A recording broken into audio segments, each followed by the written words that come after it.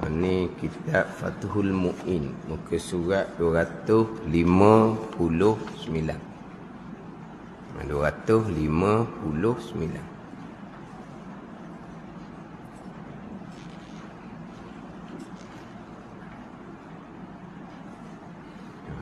Qala al-muallifu rahimahullahu ta'ala wa nafa'ana bi'ulumihi amin.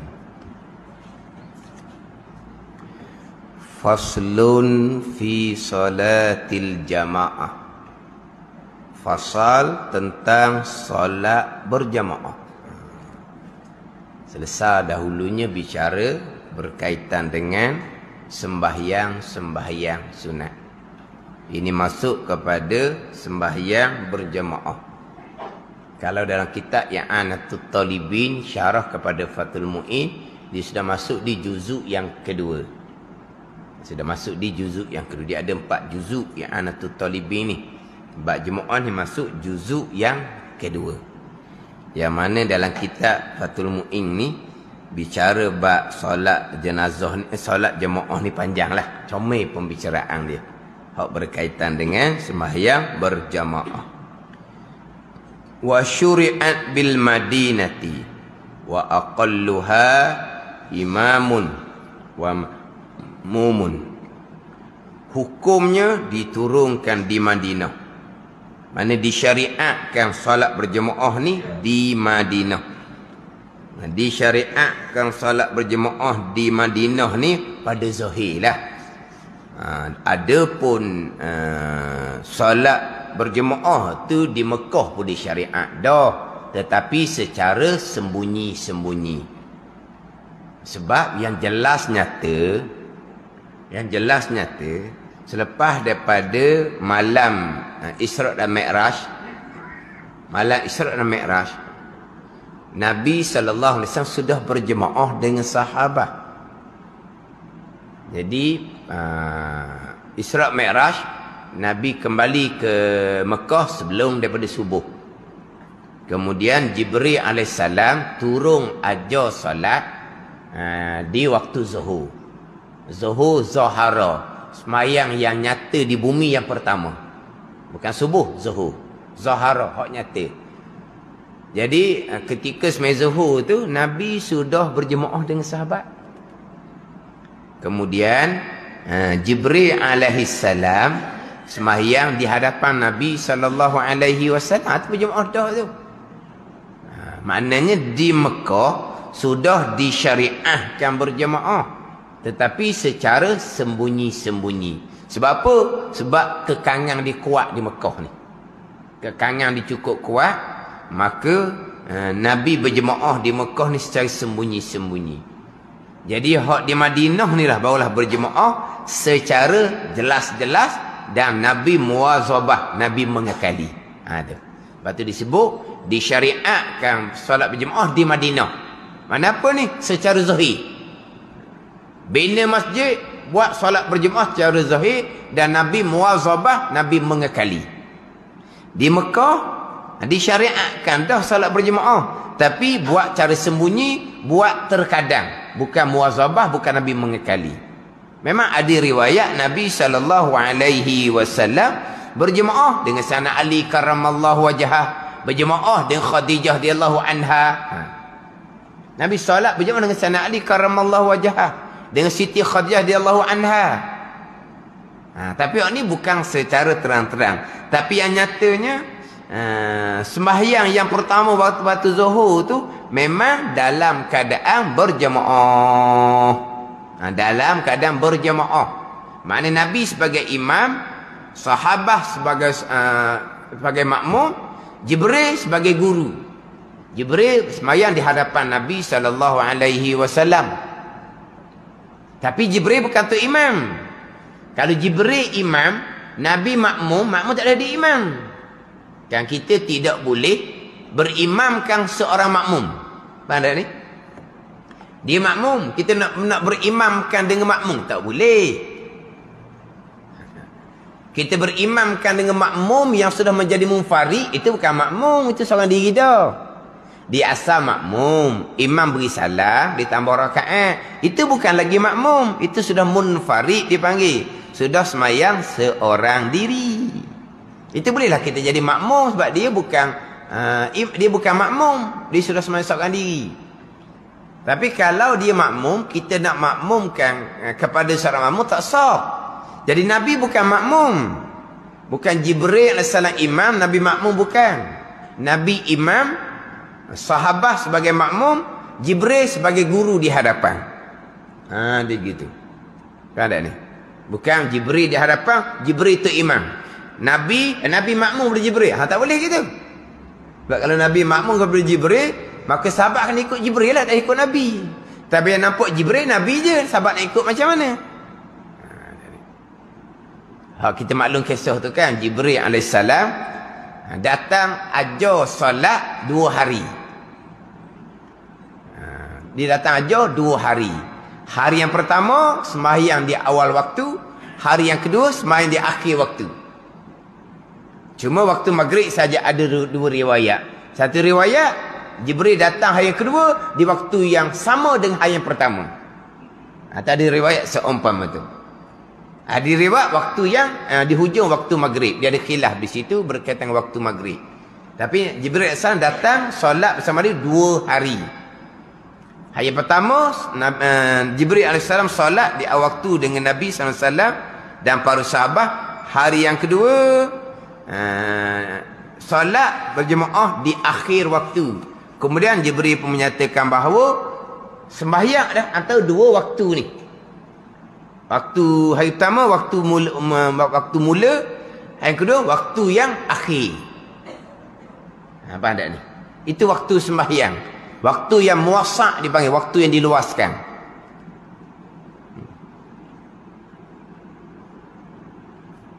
Apa hukum solat di akhir waktu? Kalau berdosa, hari yang kedua, Jibril alaihissalam, Nabi SAW dan sahabat radhiyallahu anhu sembahyang di akhir waktu. Kalau berdosa, Jibril tak akan buat, Nabi tak akan buat, sahabat tak akan buat. Tapi waktu nak cerita waktu, betul nak cerita waktu. Betul nak cerita waktu. Tapi maknanya tidak berdosa. Ada ni. Kalau berdosa, macam mana Jibril sembahyang di waktu yang berdosa? Macam mana Nabi sembahyang di akhir waktu yang berdosa? Tapi hak Jibril AS hari kedua sembahyang di akhir waktu tu nak bicara waktu berakhirnya di situ. Waktu bermulanya hak sembahyang hari yang pertama. Sembahyang kedua tu waktu yang berakhir, tapi waktu belum berakhir, tapi hujung waktu. Tapi nak ceritanya itu tidak berdosa waktu. Tapi kalau kita sembahyang seumpama tu hukumnya makruh. Kalau kita sembahyang seumpama tu hukumnya makruh. Tapi hak ni nak mengajar tak jadi makruh. Hak ni nak mengajar. Bukan wajib kena Nabi buat seumpama tu. Untuk tasyrik, untuk cerita hukum, ni waktu habis. Kan Nabi ada kan buat benda makruh. Nabi berwuduk, basuh muka sekali-sekali. Basuh tangan sekali. Ada Nabi buat basuh muka 2 kali. 2 kali basuh tangan pun 2 kali. Kalau kita makruh, kalau Nabi tak makruh. Sebab Nabi nak mengajar hukum. Bahawa meniga tu sunat, bukan wajib. Nisbah kita makruh. Nisbah dengan Nabi amanah.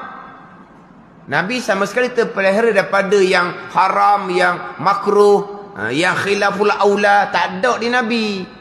Nabi pernah kencing berdiri, makruh kan? Nabi nak cerita hukum. Kencing berdiri yang Nabi larang sebelum tu bukan larang haram. Nabi pernah minum air berdiri. Nabi pernah minum air zam-zam dekat nak berdiri. Sebab tu timbul pandangan ulama, minum air zam-zam sunat berdiri. Pandangan mazhab Syafi'i tidak. Nabi minum berdiri sekali tu nak tasyrik, nak menyampaikan hukum bahawa minum berdiri tidak haram. Tapi makruh nisbah dengan kita. Hak Nabi buat tu wajib sebab Nabi nak tabligh, menyampaikan hukum. Maknanya sembahyang hari kedua tu kalau nisbah kita makruh. Makruh dipanggil waktu karahah. Bukan waktu tahrim, waktu karahah. Sebab apa? Sebab habis sembahyang sekejap habis waktu. Gitu. Kalau kita makruh waktu tu. Tapi Jibril AS semangat Nabi SAW dah kedua di hujung waktu tidak makruh. Sebab apa? Sebab nak menyampaikan hukum waktu bermula dengan waktu berakhir. Tapi dosa ke tak? Memang tak dosa. Kalau dosa takkan buat di waktu tu.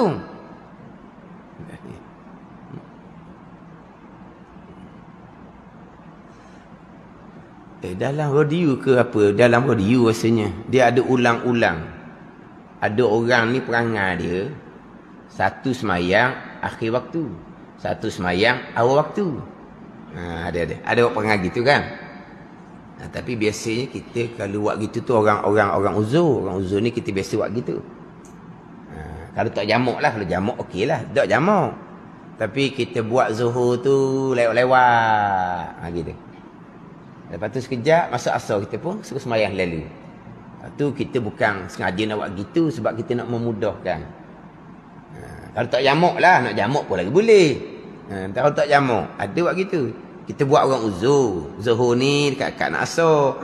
Kita siap sampai zuhur. Sekejap orang bangsa. Ni ada kerana lah. Ada hajat.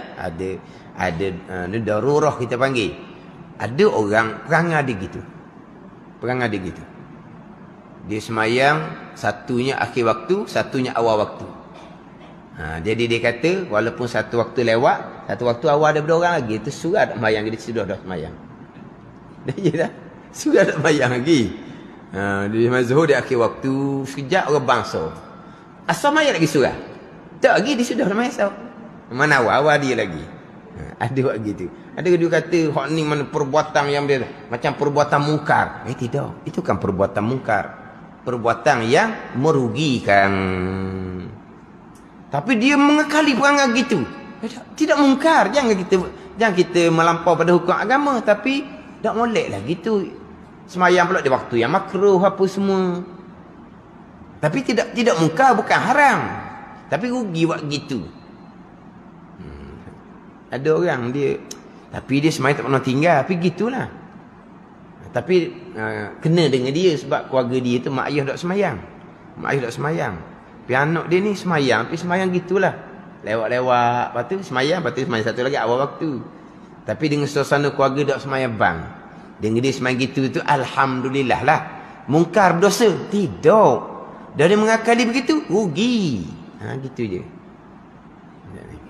Itu memang sengaja lah. Ada pun cerita orang sakit.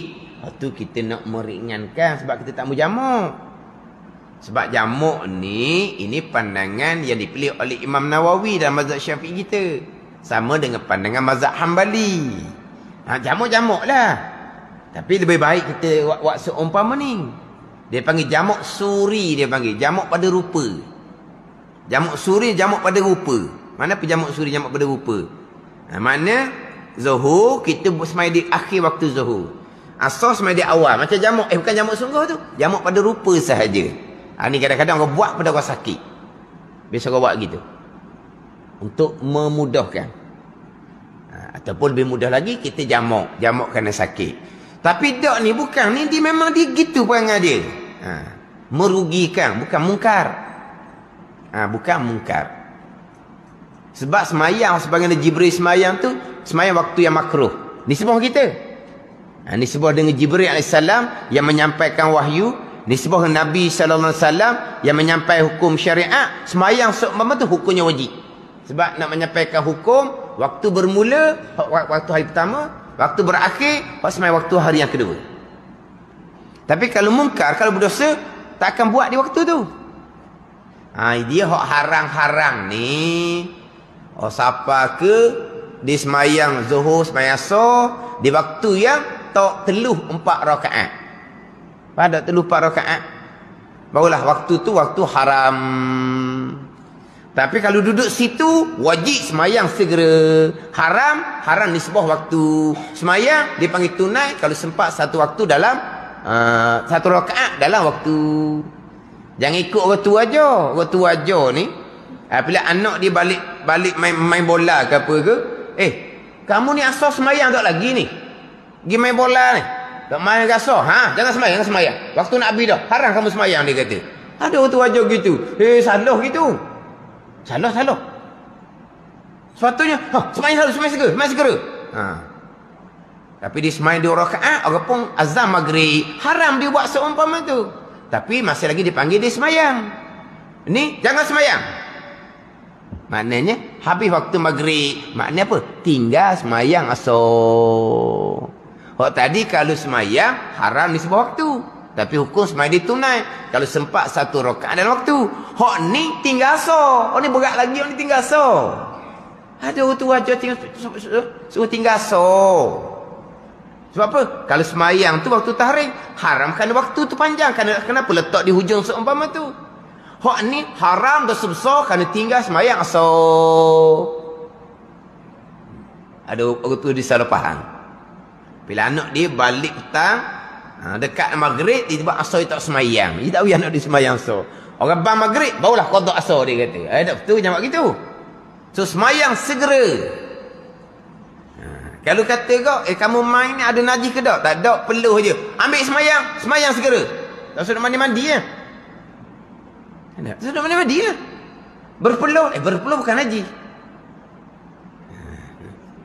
Di semayang 2-3 rakaat, orang pun azan maghrib. Mana haram, nisbah dengan waktu. Ini kalau tak sengaja lah. Ada orang dia memang tidur sedar Allah ambil waktu. Tu tak haram bagi dia. Sebab dia bukan sengaja letak di situ. Tapi dia kena wajib sesegera mungkin. Jangan nak pergi mandi, nak apa, jangan. Ambil semayang segera. Hak tak sengaja ni, hak tak berdosa.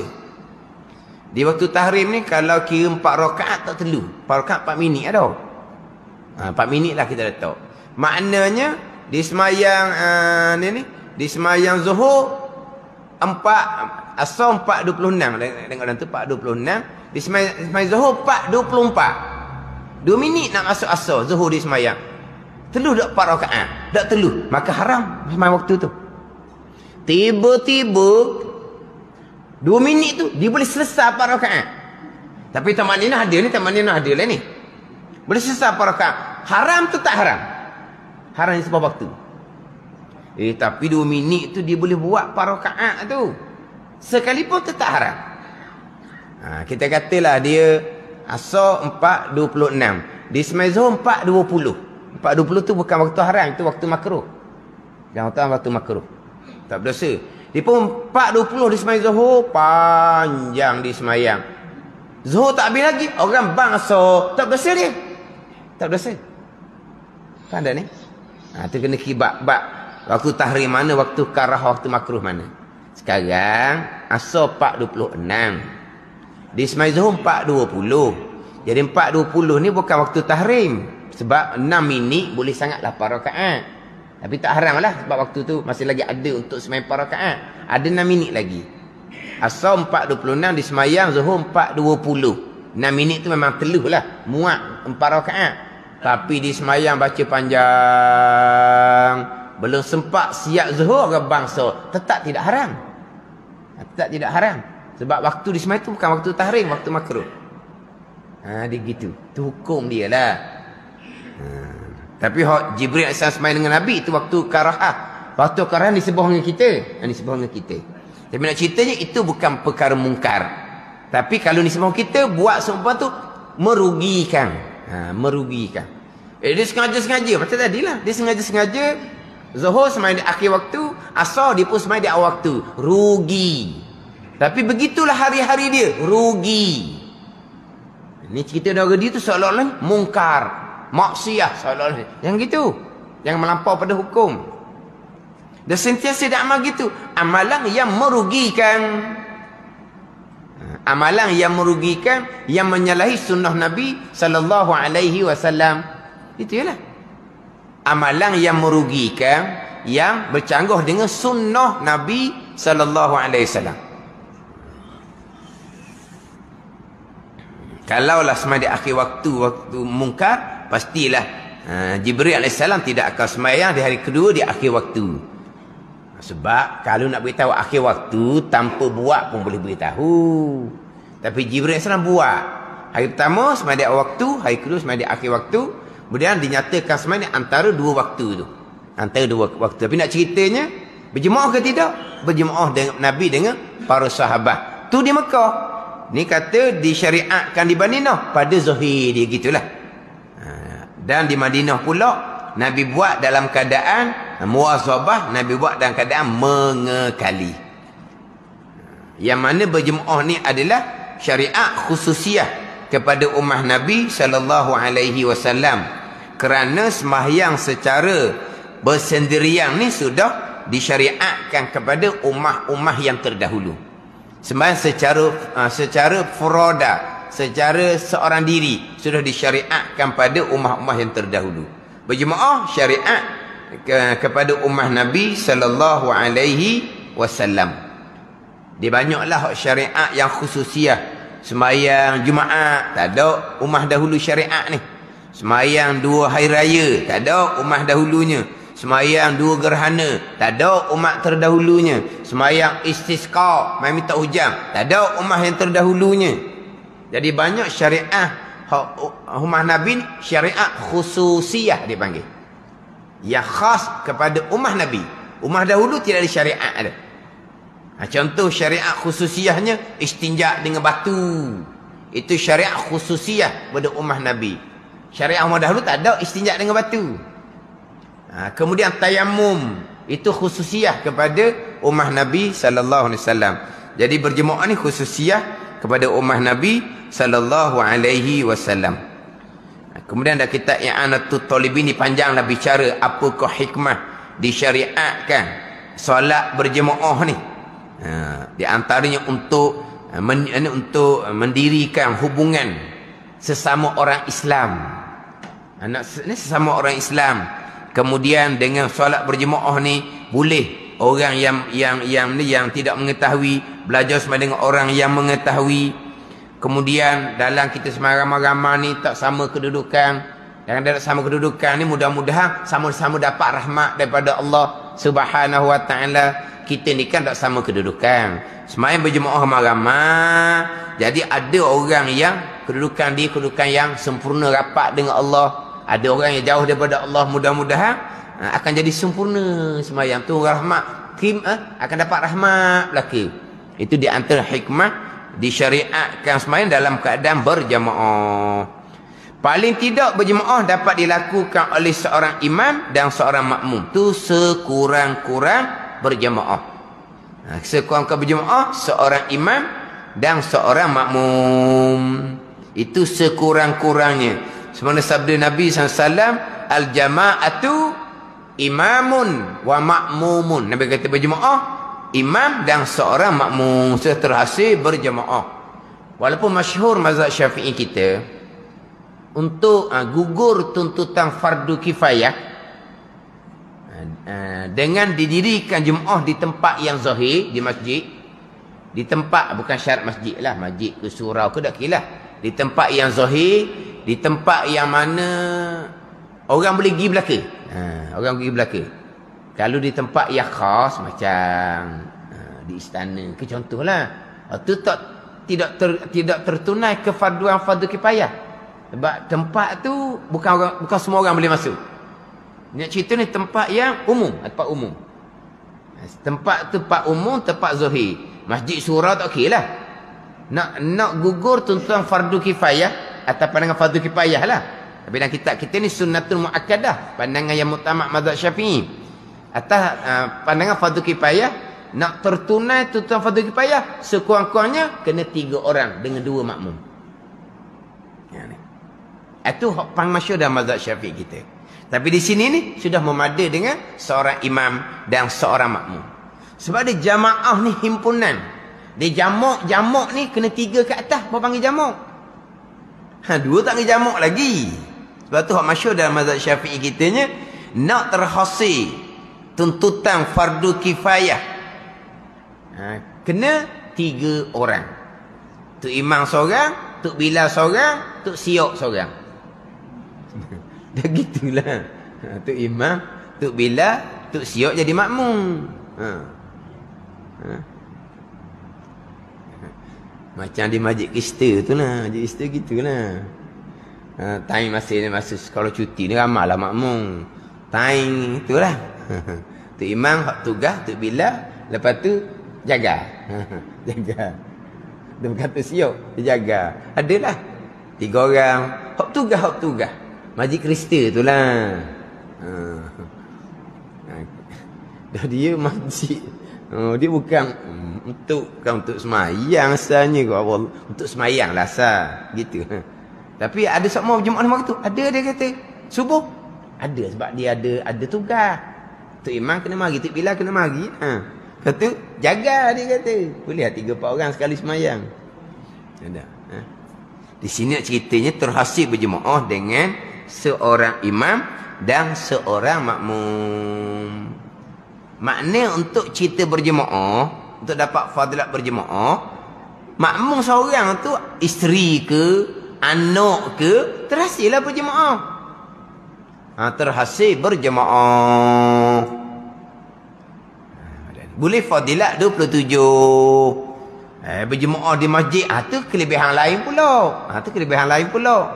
Berjemaah di masjid pula, imam yang qari, imam yang faqih, itu kelebihan lain pula. Di masjid pula tu makmum dia ramai, kelebihan lain pula.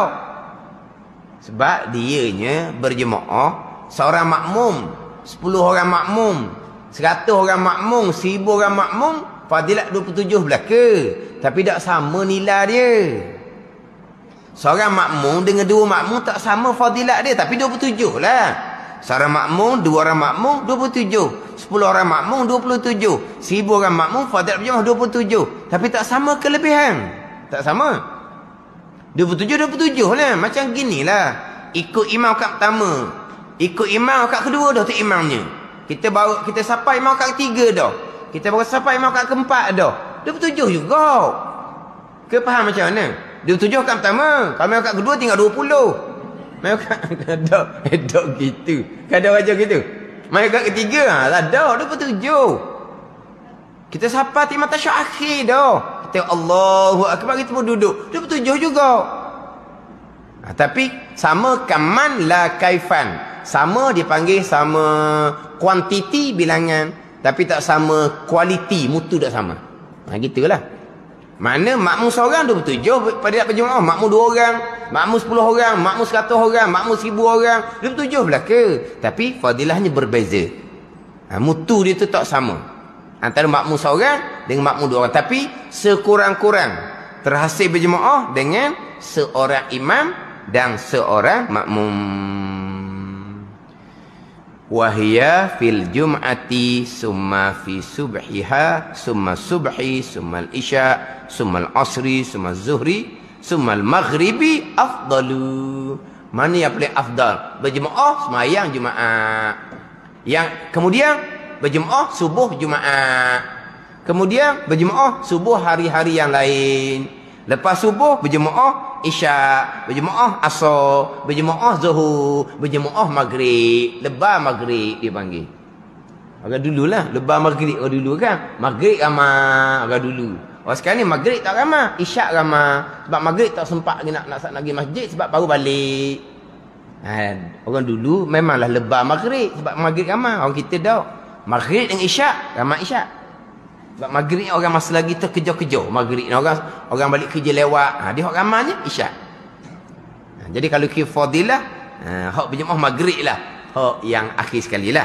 Hak fadilah, kelebihan ketika semayang berjemaah. Hak paling besar sekali Jumaat lah. Sebab berjemaah pada semayang Jumaat adalah syarat sah sembahyang.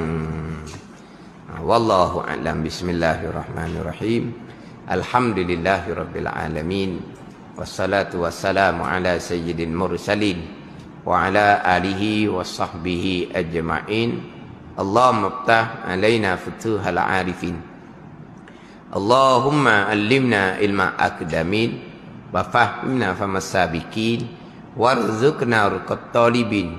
Allahumma zidna ilma wa alhiqna bis salihin. Wa sallallahu ala sayyidina Muhammad wa ala alihi wa sahbihi wa sallam. Walhamdulillahi rabbil alamin.